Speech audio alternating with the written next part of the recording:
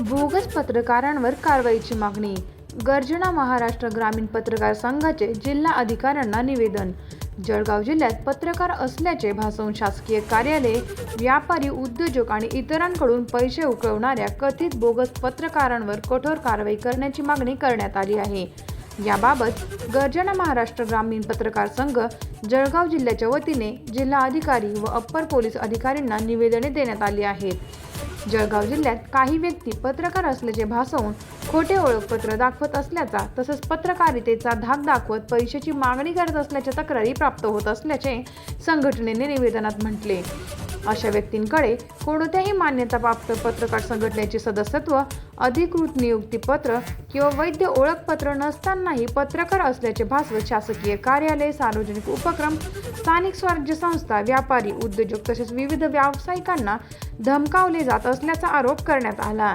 या प्रकरणामुळे प्रामाणिकपणे पत्रकारिता करणाऱ्या पत्रकारांची बदनामी होत असून सामान्य नागरिकांमध्ये भीतीचे वातावरण निर्माण होत असल्याचे संघटनेने निवेदनात नमूद केले आहे।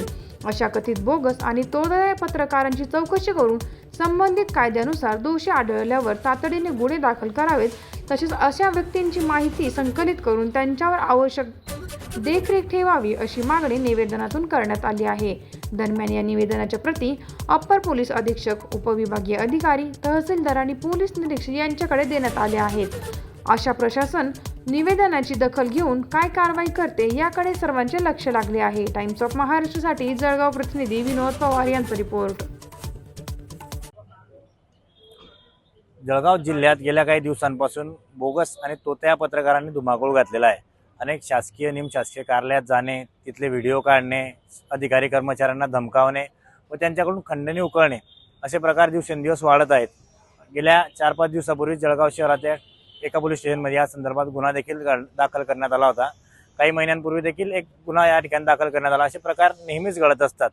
यामुळे जे नेहमी काम करणारे पत्रकार आहेत, श्रमिक पत्रकार आहेत, या पत्रकारांची प्रतिमा मलिन होत आहेत आणि यासाठीच आज आम्ही गर्जना महाराष्ट्र ग्रामीण पत्रकार संघातर्फे जिल्हाधिकारी व पोलीस अधीक्षकांची भेट घेऊन त्यांना निवेदन दिलेलं आहे आणि अशा पत्रकारांवर कारवाई करण्याची मागणी केलेली आहे। जिल्हाधिकारी महोदय व अप्पर पोलीस अधीक्षकांनी आम्हाला सकारात्मक प्रतिसाद दिला असून त्यांनी यावर लवकरात लवकर कारवाई होईल असं आश्वासन आम्हाला दिलेलं आहे।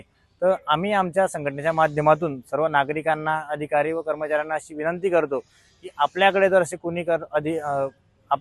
कोणी पत्रकार येत असतील व ते तुमच्या दमदाटी करत असतील किंवा खंडणी मागण्याचा प्रयत्न करत असतील तर त्यांनी आमच्यासारखे जे नेहमी काम करणारे पत्रकार आहे यांच्याशी किंवा जवळच्या पोलिसांशी संपर्क साधावा, जेणेकरून अशा या प्रवृत्तीला आळा बसेल व जे पत्रकार आहेत त्यांची प्रतिमा मलिन होणार नाही, असं मी आपल्याला या माध्यमातून आवाहन करतो।